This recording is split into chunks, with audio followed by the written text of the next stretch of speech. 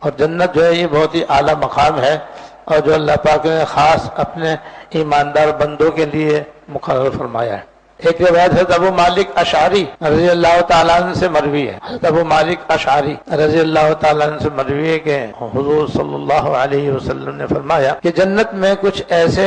بالا خانے ہیں، بالا خانہ کہتے ہیں اوپر والی منزل کو، ایک زمینی منزل ہوتی ہے، ایک اوپر اس کے اوپر بنا ہوا ہوتا ہے، تو اسے بالا خانہ کہتے ہیں فارسی میں، اردو میں بھی بالا خانہ کہتے ہیں۔ تو اوپر والے جنت میں کچھ بالا خانے ایسے ہیں کہ وہ اس قدر صاف اور شفاف شیشے سے بنائے گئے ہیں کہ اندر سے باہر، باہر سے اندر دیکھا جا سکے، اتنے خوبصورت اور حسین ہیں، اور ایسے صاف اور شفاف شیشے سے بنے ہوئے ہیں، یعنی شیش محل ہے کہ اندر سے باہر دیکھ لو، باہر سے اندر کا حصہ دیکھ لو۔ تو یہ ایسے خوبصورت محل ان لوگوں کے لیے ہیں جو کھانا کھلائے، یعنی اللہ کی رضا کے لیے۔ کوئی تین باتیں یہاں پر: کھانا کھلائیں، سلام پھیلائیں، یعنی سلام پھیلائیں، ایک دوسرے کو سلام کرنے کا معمول بنائیں، اور جب لوگ سو رہے ہوں تو یہ رات کو اٹھ کر تہجد کی نماز پڑھیں، ان کو یہ بالا خانے ملیں گے۔ تو وہ ان بالا خانوں کے تو ہم بھی محتاج ہیں، ہمیں بھی ان کی ضرورت ہے۔ اور جنت کا ایک محل تو ساری دنیا دے کر بھی نہیں مل سکتا، یعنی ساری دنیا کے پہاڑ سونا بن جائیں اور ساری مٹی چاندی بن جائے اور سب ملا کر کے قیمت میں دیں، اور ایک بالا خانہ جنت میں ہم حاصل کرنا چاہیں نہیں حاصل کر سکتے۔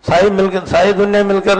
وہاں کی ایک اینٹ کی قیمت بھی نہیں ہے، تو ایک محل کی قیمت کیسے ہوگی؟ لیکن تہجد کی 2 رکعتیں اگر اخلاص سے پڑھے، سنت کے مطابق پڑھے، تو اس کے بدلے میں اللہ تعالیٰ یہ پورا بالا خانہ اس کو عطا فرما دیں گے۔